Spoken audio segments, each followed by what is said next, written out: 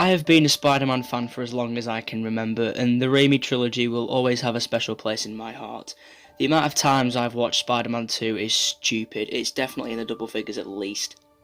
I also loved the first Amazing Spider-Man, and I really think the Amazing Spider-Man 2 is way too overhated. I also think that Into the Spider-Verse is the greatest animated film of all time. What I'm getting at here is, I am a huge Spider-Man nerd. In 2016 I was super hyped after Civil War, and when Homecoming was announced, getting to see Spider-Man in the MCU interacting with characters like Iron Man and Captain America, oh hell yes, sign me right up. Homecoming is released and, well, I enjoyed it, but I thought the focus on the MCU was a bit too much.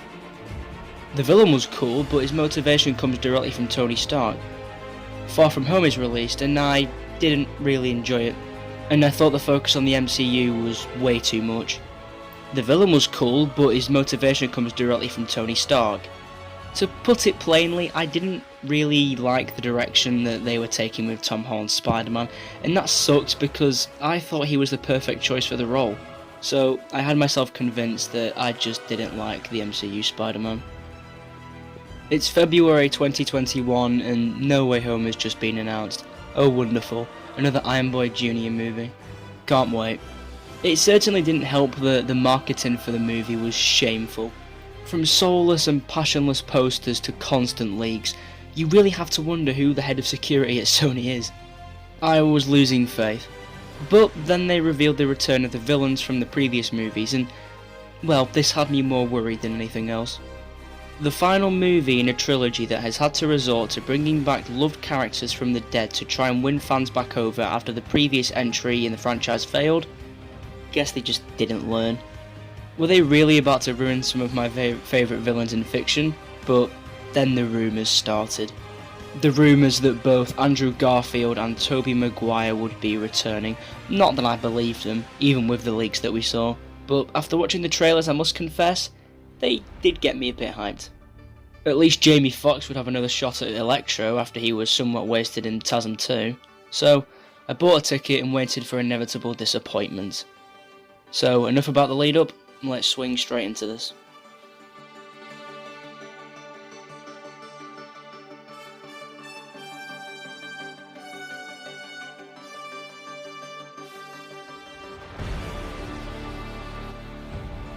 Just remember that all said from now on is just my opinion. You're more than welcome to give yours, as long as you're fine with me giving mine. And, spoilers ahead, obviously. Again, I was quite worried for the first few minutes of the movie because I don't think the setup to the story is super strong. Something I did like, however, is the way that Peter has to begin dealing with the fallout from Mysterio revealing his identity.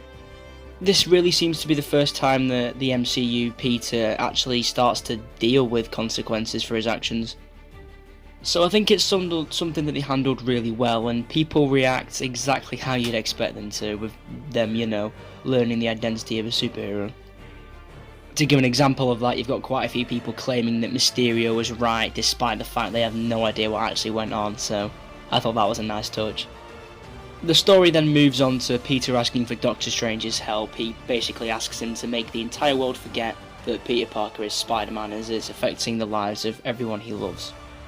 Peter makes Strange lose concentration during the spell, and instead of making everyone forget, it begins pulling in people from different universes. But not just anyone, it begins pulling in people who know that Peter Parker is Spider-Man, and this is where the movie really takes off. Unlike most MCU movies I've seen, I think this one had a lot of heart and soul poured into it, and the last thing it was by the books and standard like the most recent ones. Before I discuss any more of this story, I just want to say, this movie feels like a fever dream, and a good one at that. No Way Home is an emotional roller coaster, but mainly it's a love letter to Spider-Man fans. Or at least that's how I processed it. I'm not going to go super in depth with the story, not yet anyway. There's something I want to talk about first, that being the characters.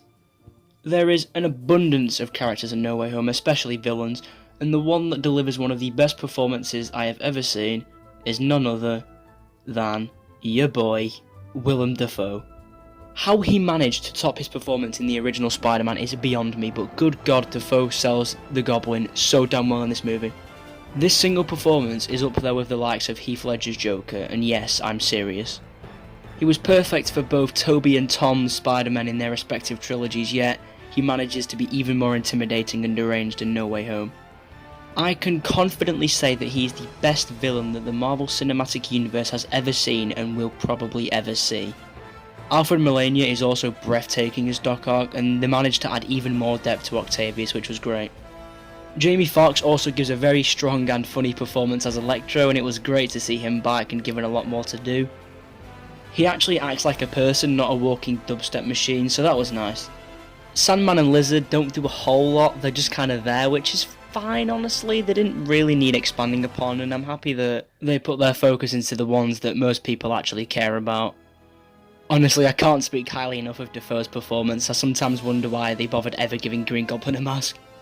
Back to the story. Strange tries to send the villains back to their own universe, but after realising that they're all going to be sent off to die, Peter does what any Spider-Man would do. He stops Strange and tries to cure them. You do have to wonder though, would Peter have actually done this if Aunt May didn't convince him to before? I get why Peter would be hesitant, but just begs the question really. After curing Doc Ock, he goes to cure Electro, and this is where everything goes sideways. The Goblin takes back control of Norman, and after convincing Electro to not be cured, beats the living daylights out of Peter. This fight scene is so damn good. The scene where Peter goes nuts on Norman and he responds by laughing maniacally at him is one of my favourite scenes in a CBM in a very long time. Aunt May tries to help Peter and stand in the way of Norman, but after a fair few blows and a pumpkin bomb, she is knocked off her feet. Norman escapes, and there's a very good exchange between Peter and his aunt where, despite everything that has happened, May believes that they tried to do the right thing to change their fate. We then get one of the saddest scenes in Spider-Man history. May utters the famous quote. With great power, there must also come great responsibility. I've seen a few people not be too happy with how this quote was in the movie, and I quote because they were altered from the original, but this version was actually ripped straight from the comics, so that's one way to out yourself as someone who doesn't have a clue. May hits the deck and succumbs to her injuries. Just like Ben's death for Tobey and Gwen's for Andrew, I feel like this is the one that defines Tom's Spider-Man. Speaking of Tobey and Andrew, yeah, you know what's coming next. Ned actually obtained a ring from Doctor Strange and he uses it to open a portal. Through the portal you can see Spider-Man stood in an alleyway. Peter then runs through the portal with a very familiar looking suit, and yeah, it's Andrew Garfield. Not the werewolf, Andrew? Yeah boy, he's back. I loved his introduction because as soon as the portal opened I knew it was him because of his eyes, and I actually gasped out loud.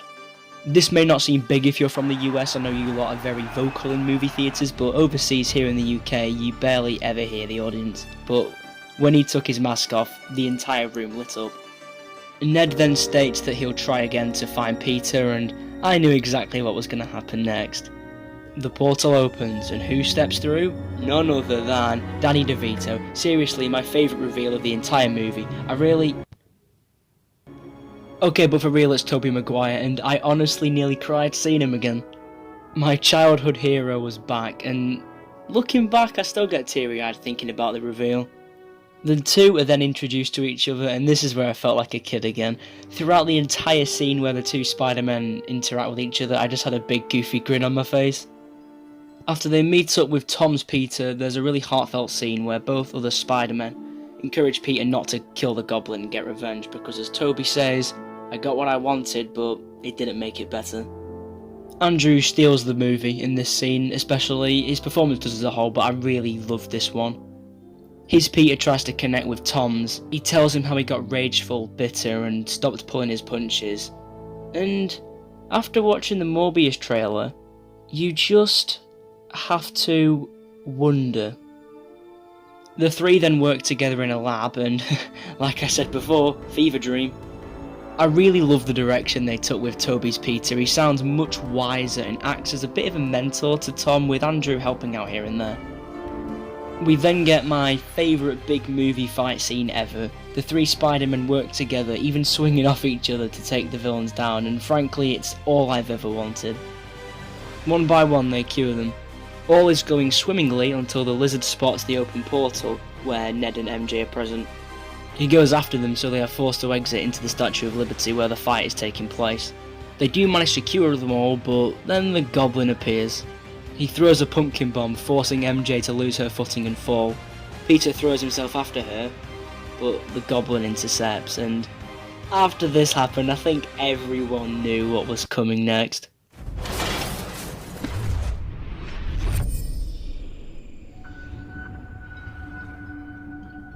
Andrew's Peter then throws himself after her.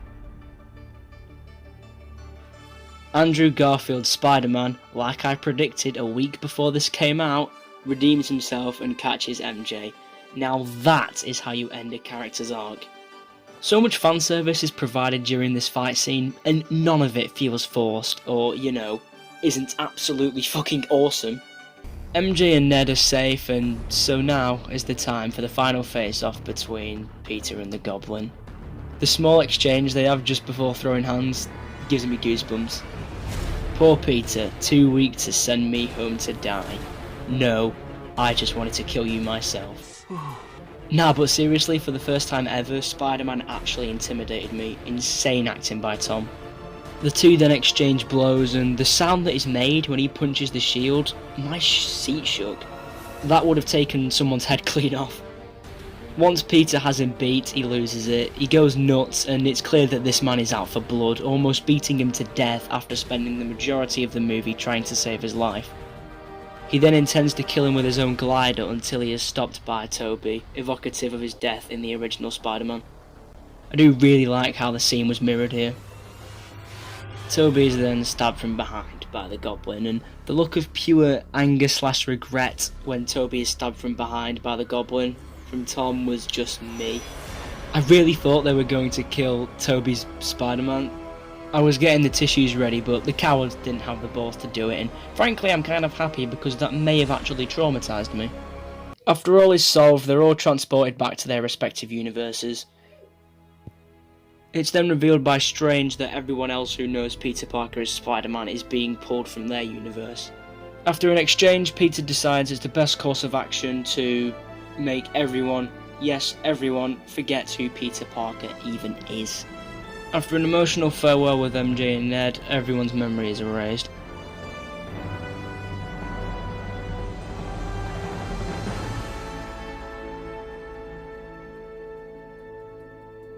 Peter has prepared a note to go and speak with MJ to try and help her remember everything. He enters the coffee shop, I think it is anyway, where she works. Ned walks in and Peter's about to deliver his speech when he notices the plaster on her forehead. He realises that if she knows him, then her life will constantly be in danger, forever looking over her shoulder for even knowing him. Same applying to Ned. He obviously doesn't want this life for his friends. He decides against going to try helping them remember or even getting to know him again. Because as we all know, with great power comes great responsibility. He could easily tell them again, but chooses not to as he knows they'll have a much better and safer life if they never know him. Now that kid is Spider-Man. It's like Andrew said in the lab before, if you have a gift like that, then you have no time for Peter Parker stuff. This is what the Watch trilogy has been leading up to. Peter enters this trilogy a boy and he leaves it a fucking man.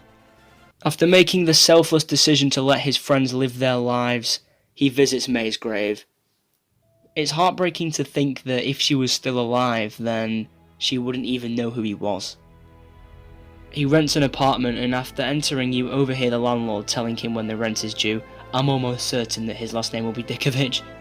We then get something I've always wanted. Tom Holland's Peter Parker creates his own suit that looks gorgeous by the way, and as he swings off into the night sky, I am sat there in my seat with my jaw on the floor, debating with myself whether what I just saw was actually real.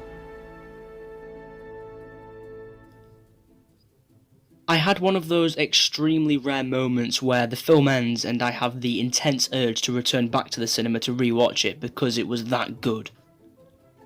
So, I did. Exactly the day after. Over the opening week I watched the movie twice and I can confidently say from the storytelling, cinematography, soundtrack, acting, The 2.5 hours never pass faster, and everything I usually dislike from a Marvel movie isn't present here. Easily a top 3 Marvel film, and I think that I can confidently say the best Spider-Man movie we have ever had. It isn't just about the fan service, but the fact that they were able to use it so damn well. I'm so happy that they didn't just do Spider-Verse for the sake of doing Spider-Verse, because that's what I feared first, but they wrote it in a way where Peter learned from his experience working with the other Spider-Man. He used that experience to help guide him. I also like how Watts snuck in the pointing meme not once but twice. It was always going to happen. His homemade suit at the end is even inspired by the other Spider-Mans. I mean, just look at the blue. We've never actually had a blue on a Spider-Man suit in the MCU before, so there's proof, I guess. There is no nostalgia bait, and it uses all of its characters perfectly despite there being so many of them. I'm sorry, but this movie really made me feel like a kid again. A side effect of literally everyone knowing Peter has ever known forgetting who he is means that he's no longer an Avenger, thank Christ. Instead, he is finally a friendly neighbourhood Spider-Man. If I had to critique anything, it would be that the first half or so of the movie isn't super strong, at least not compared to the second half anyway. For me, the movie becomes good the moment Doc Ock steps onto screen. From that moment, it all changes, and I'm not just saying that because it's Doc Ock, that's really when the movie elevates itself. No Way Home is a great and heart-wrenching movie that provided me with one of my favourite cinema experiences that I have ever had. The film is fun and tragic, which is exactly the best way to describe who Spider-Man really is. Overall, this is my favourite Spider-Man movie. No really other way to put it. It's everything that I've ever wanted from one. Now, this is my definitive Spider-Man movie ranking. It feels like a crime to give No Way Home the crown due to my love of Spider-Man 2. It feels like I'm betraying my younger self even considering having that masterpiece as runner-up. Spider-Man 2 is a movie that I can watch back and quote almost every line before it even comes out of a character's mouth, but No Way Home is just spectacular.